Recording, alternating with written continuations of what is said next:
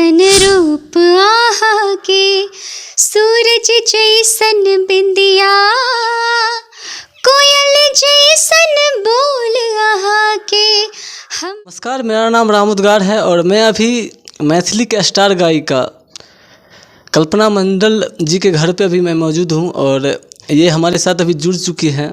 ये चेहरा किसी पहचान के मोहताज नहीं है। अगर आप मिथिला से बिलोंग करते हैं या फिर मिथिला से बाहर भी आप रहते हैं, अगर मैथिली भाषा का आपको समझ है तो इनको आप जानते होंगे, और नहीं भी जानते होंगे तो इनका गाना आप ज़रूर सुने होंगे। जान रे फोन के छे जमाना, हालचाल पूछत रहबो रे। ये आवाज़ दिल को छू जाता है, कोई भी सुनता है तो एक बार बार सुनने का दिल करता है, मन करता है।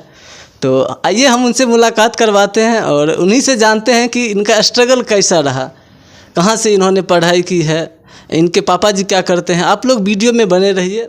लोग देख रहे हैं सभी को मैं कल्पना जयप्रकाश मंडल हाथ जोड़ के पैर छू के प्रणाम करती हूँ, चरण स्पर्श करती हूँ और साथ ही ज़मीन से आसमां तक न्यूज़ चैनल पर सभी का अभिनंदन स्वागत करती हूँ। सबसे पहला सवाल ये है सिस्टर कि आपका पढ़ाई लिखाई शुरुआती मतलब जीवन कहाँ से? मैंने सीनियर केजी से पढ़ाई की है। नर्सरी जूनियर मैंने स्किप किया है।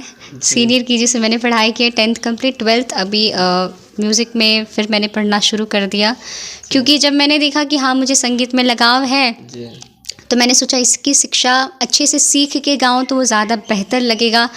किसी भी चीज़ के बारे में अगर जानकारी लेके कोई चीज़ किया जाए तो और बेहतर तरीके से होती है, और जब जानकारी मिला कि नहीं म्यूज़िक में ही जो करना है तो उसे क्यों ना शिक्षित होकर किया जाए। स्कूल में रहते थे तो वहाँ भी गाने वाने गाते थे आप? हाँ, वो तो स्कूल में, मैं घर में भी गाना गाती रहती हूँ। कोई काम धाम भी हम लोग करते रहेंगे घर में, मैं ही नहीं मेरी फैमिली में सभी मेंबर्स संगीत के बहुत बहुत ज़्यादा शौकीन हैं। और मेरी जो अपनी छोटी बहन है वो भी गायकी की बहुत शौकीन है, तो हम लोग घर में भी गुनगुनाते रहते हैं, स्कूल में भी गाते थे, कॉम्पिटिशन्स वगैरह में, हर चीज़ में। जिस बैकग्राउंड से हम और आप आते हैं वहाँ महिलाओं को अच्छे नज़रिया से नहीं देखे जाते हैं, तो मम्मी पापा का कितना सपोर्ट रहा? मेरी फैमिली बहुत सपोर्टिव रही है बचपन से ही, बहुत ज़्यादा। मेरे मम्मी पापा एज़ वेल, मेरे दादाजी भी बहुत ज़्यादा सपोर्टिव रहे हैं हर चीज़ को लेके।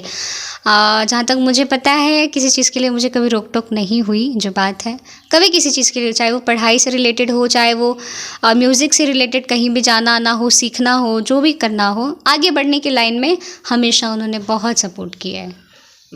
CCTV कैमरा ऑपरेटर है एयरपोर्ट पे मुंबई में ही, तो वो CCTV कैमरा हैंडल करते हैं। मतलब कंट्रोल रूम एक होता है ना, जैसे बहुत सारी कैमरा, कई बार मैंने वीडियो कॉल पे देखा है उनको, कैमरा जैसे पूरे रहते हैं पूरे रूम में भरे हुए, पूरे दीवार पे टंगे, वो उस रूम को हैंडल करते हैं। कंट्रोल रूम मतलब उनके अंडर रहता है।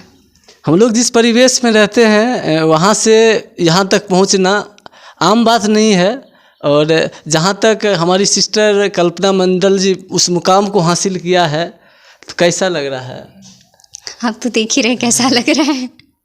बड़ा किन से सब अच्छा है, बहुत बहुत प्रसन्नता होती है, और इतने में संतुष्टि कर लिया तो फिर क्या किया, अभी तो बहुत कुछ करना बाकी है, अब इससे भी ज़्यादा अच्छा लगेगा आने वाले समय में। हाँ, छोटा लक्ष्य एक अपराध है, इंसान को हमेशा मतलब टारगेट बड़ा होना चाहिए। बिल्कुल, अगर टारगेट आप जितनी ज़्यादा ऊंचाई पर रखेंगे उतना ही बेहतर है। कि मतलब मान लीजिए अगर आप एक होता है ना कि मान लीजिए अगर आपने 100% स्कोर करने के लिए लक्ष्य अगर रखा है तो चलो नहीं 100 तो कम से कम 98 या 99 आप ला ही लोगे, लेकिन आप पहले ही सोचोगे 60-70 काफ़ी है, तो बस उतने पे ही अटके रह जाओगे। इनका कहना है कि अगर आप टारगेट 10वीं मंजिल रखते हैं तो आप कोशिश करेंगे तो 8वीं नंबर पहुंच ही जाएंगे, जबकि आपका टारगेट ही 0 है, 1 मंजिल है, तो आप वहीं पीछे ही रह जाएंगे। बिल्कुल, टारगेट कभी भी बड़ा रखना चाहिए। मेरे पापा हमेशा से बोलते सोचो जितना बड़ा हो सके उतनी बड़ी सोच रखो, और बाकी उसके प्रति लगते रहो निरंतर उसके प्रति प्रयास करते रहो। आपकी मम्मी क्या करते हैं? मेरी मम्मी नॉर्मली हाउसवाइफ है, लेकिन नॉर्मली हाउसवाइफ बोलना गलत होगा, वो एक टीचर है, वो एक डॉक्टर भी है, वो हमारी नर्स भी है, वो हमारी कुक भी है, मतलब हर एक चीज़ है, वो सारी सर्विसेज मिलती है हमें अपनी मॉम के ज़रिए। तो इसके लिए हाउसवाइफ शब्द बहुत छोटा होगा उसके लिए। मेरी मम्मी सबका ध्यान रखती है, सबके लिए सब कुछ है वो।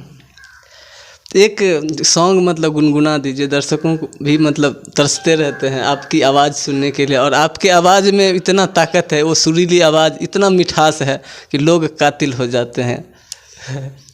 एक सॉन्ग सुना दो, हिंदी मैथिली कौन सा? मैथिली सुनाइए। ओके, आइए एक प्यारा सा गाना। हाल ही में मेरे और सन्नू भैया के स्वर में ये गाना रिलीज़ हुआ था। बहुत ही प्यारा गाना है और काफ़ी ज़्यादा बजट में ये गाना बना है। हालांकि उस गाने को उतना सपोर्ट नहीं मिल पा रहा है, मिलना चाहिए, जबकि बहुत अच्छा गाना है। चांद जैसन रूप आहा के, सूरज जैसन बिंदिया, कोयल जैसन बोल आहा के, हमर निंदिया सुनो ये सजनी, बना लो सजना, सुनो ये सजनी, बना लो सजना। आहा बिना कत मन ने लागे, मन मन मन मन, आहा बिना कत मन नहीं लागे, याद बहुत आबै छी, धक सा धड़कै दिल हमरे, जादू कोन करै छै सुनो यो सजना, बना लो सजनी, सुनो यो सजना, बना लो सजनी। ई गाना सन्नू कुमार चैनल पर अहाँ सब गोटा के मिल जाए तो अहाँ सब देख सकै छी, सुनि सकै छी। बहुत सुंदर गाना है, एक बार ज़रूर सुनिए। मैंने सुना है कि आप अलग अलग भाषा में भी गाना गाए हैं, तो मतलब एक बार मतलब कौन कौन से भाषा में आप गाना गाए हैं? मैंने हिंदी में गाया है, मराठी में गाया है, भोजपुरी में गाया है, मैथिली में गाया है, और इस बीच में मैंने सन्नू भैया के साथ नेपाली भी गाया है। वो गाना मैं अभी गुनगुना नहीं सकती क्योंकि रिलीज़ नहीं हुआ है। तो मैं कहूँगा कि एक मतलब मराठी सॉन्ग मुझे पता चला है कि आप मतलब गाई हैं, तो कम से कम यहाँ के लोगों को भी पता चलना चाहिए कि मराठी का लैंग्वेज कैसा होता है। तो एक बार गाना जैसे मान लीजिए मराठी लैंग्वेज में मतलब जिन्हें आते ही, कोई भी लैंग्वेज हो जिन्हें आता है उनके लिए ईजी है, जिन्हें नहीं आता उनके लिए मुश्किल है। मुश्किल है मतलब मैं कहना यह है कि मेरे बिहार के भी मेरे भाई, मेरे कई मतलब चाचा लोग प्रवासी मजदूर हैं, वहाँ रहते हैं, तो वो भाषा को समझ गए हैं। तो आप मराठी में मैं चाहूँगा कि आप गुनगुनाइए। ज़रूर ज़रूर, आइए। प्यारा सा भीम गीत है, वहाँ भीम जयंती मनाई जाती है जी। मी जय भीम, मी जय भीम, मी जय भीम वाली नार, भीम जयंतीला मी चालले, मी जय भीम वाली नार, भीम जयंतीला मी चालले, भीम जयंतीला मी चालले, भीम जयंतीला मी चालले, अति हर्ष मनाला माझ्या, मी जय भीम बोलले, मी जय भीम वाली नार, भीम जयंतीला मी चालले। मतलब भी समझा देती हूँ, बहुत लोगों को नहीं पता होगा। मतलब हम कहते हैं ना, अब जैसे राम जी जब अयोध्या में थे तो हम कहते हैं ना, अरे मैं राम भक्त। एक हनुमान जी का कहते हैं ना, राम भक्त ले चला ले राम की निशानी। तो मतलब वो राम भक्त हैं, तो मतलब मैं भी जय भीम वाली नार हूँ, मतलब लड़की हूँ। जय भीम मतलब ये नारा लगाते लगाते उनकी जयंती पर जा रही हूँ, और ये नारा लगाते लगाते अति हर्षम मनाला माझा में जय भीम बोलते, मतलब मेरे मन में इस बात को लेकर बहुत ज़्यादा हर्ष है, उत्साह है मेरे मन में कि मैं ऐसा नारा लगा रही हूँ उनका। मतलब वो भीम की भक्ति में डूबी हुई है वो। एक बार वो सॉन्ग सुना दीजिए दर्शकों को, जान रे फोन के छे जमाना। हाँ, आइए।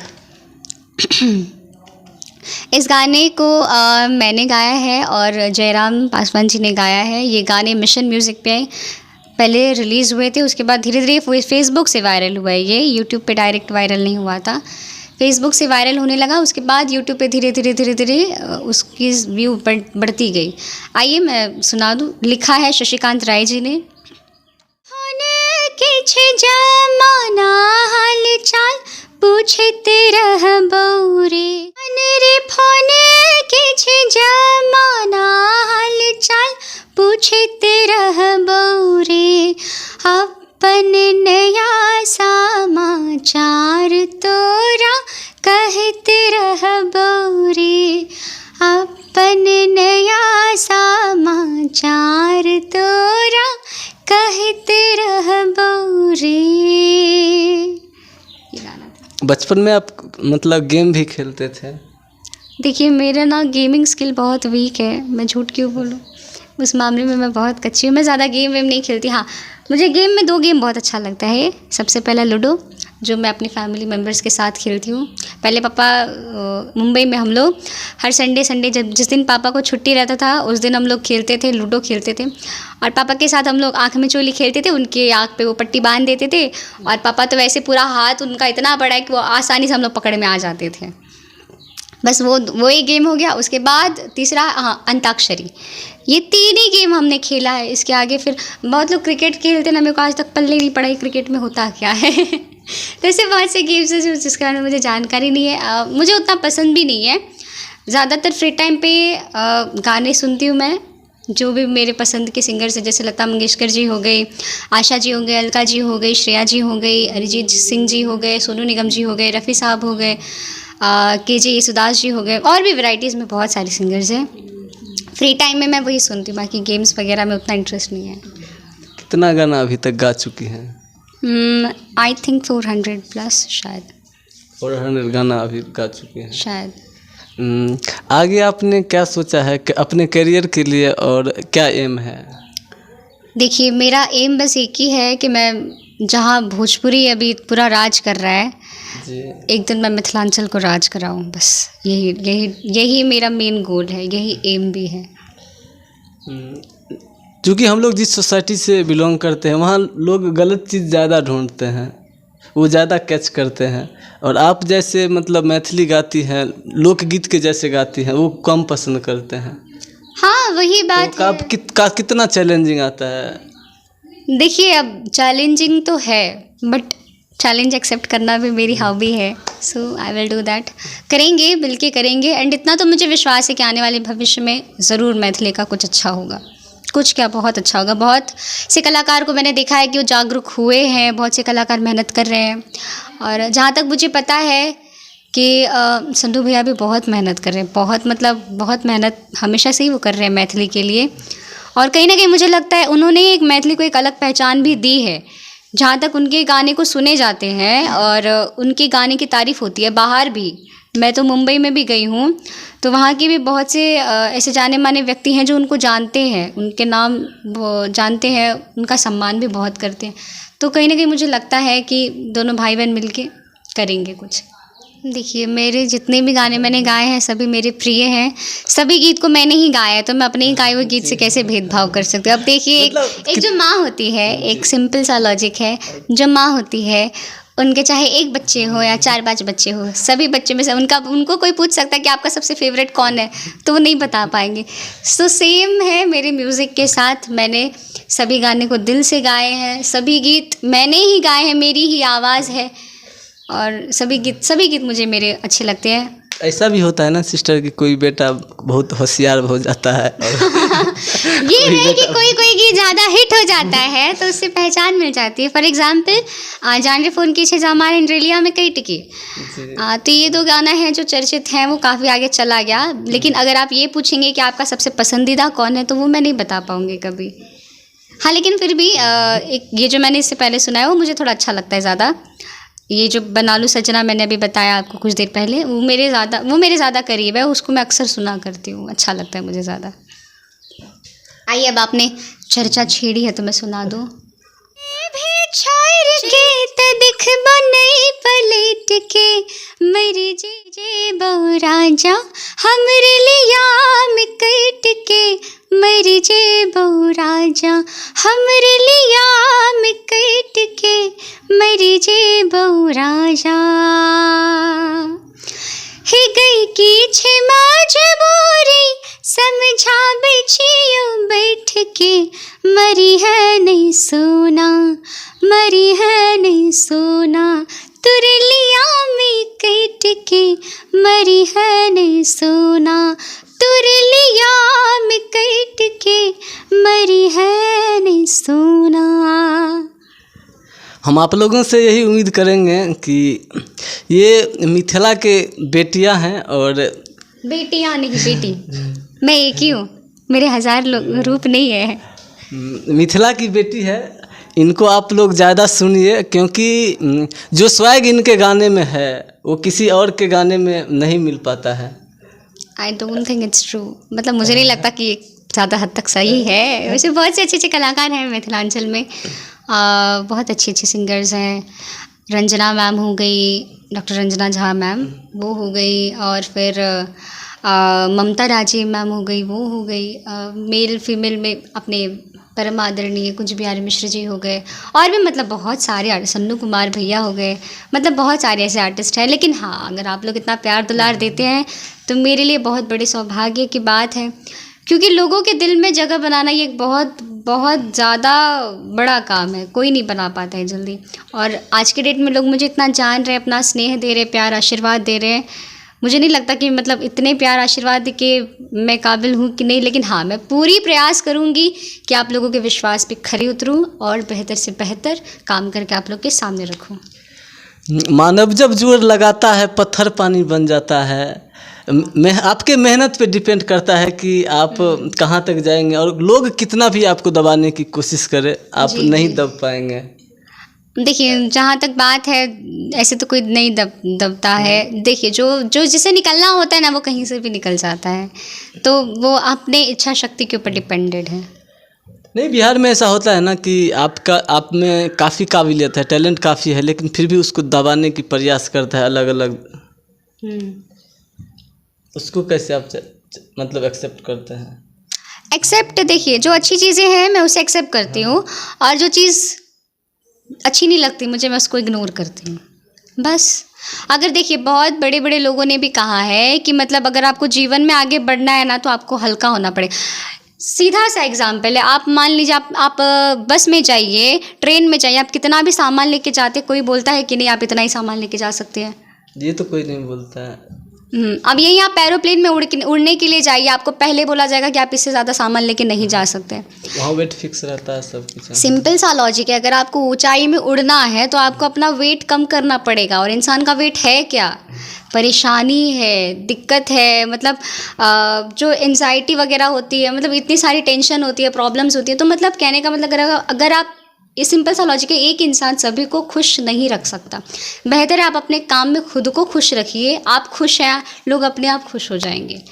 इनका कहना है कि अगर आप ज़िंदगी में सफल होना चाहते हैं तो वो झुकाव इंसान के अंदर होना चाहिए, कभी भी ये नहीं एटीट्यूड होना चाहिए कि एटीट्यूड नहीं होना चाहिए। मेरा मेन एम ये है कि अगर इंसान को आगे बढ़ना है तो लोगों के बातों पर ध्यान देना कम करना पड़ेगा, क्योंकि देखिए, बहुत बड़े बड़े लोग हैं, बड़े बड़े साइंटिस्ट लोग हैं, जिन लोगों ने इतनी बड़ी बड़ी चीज़ों को इन्वेंट किया है, उन तक को लोगों ने कहा है कि ये पागल है, ये पागल है।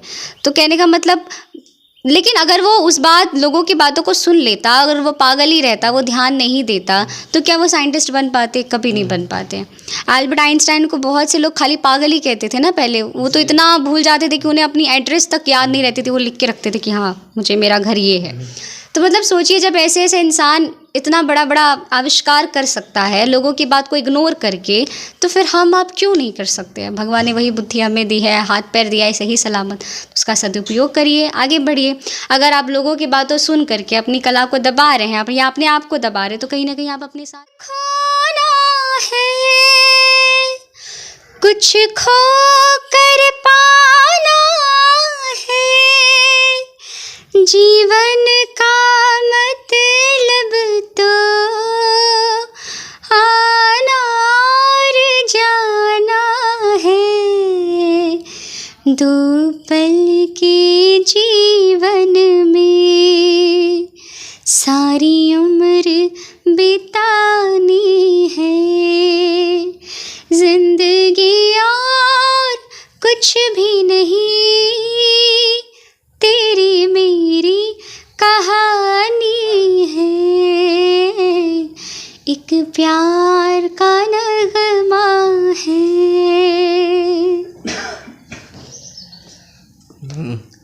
आप लोग सिस्टर को सपोर्ट करिए और आज ये मिथिला की बेटी है, आगे चल कर के बिहार की बेटी, भारत की बेटी, मतलब आप लोगों के ही प्यार से, आशीर्वाद से उस मुकाम तक जा सकते हैं। और आप लोग इनको जितना ज़्यादा सुनेंगे उतना हमारी बहन आगे जाएंगी, है कि बिल्कुल नहीं? बिल्कुल प्रयास है कि मैं इतना बेहतर काम करके लाऊं जो ज़्यादा से ज़्यादा लोग सुने, चाहे, आशीर्वाद दे।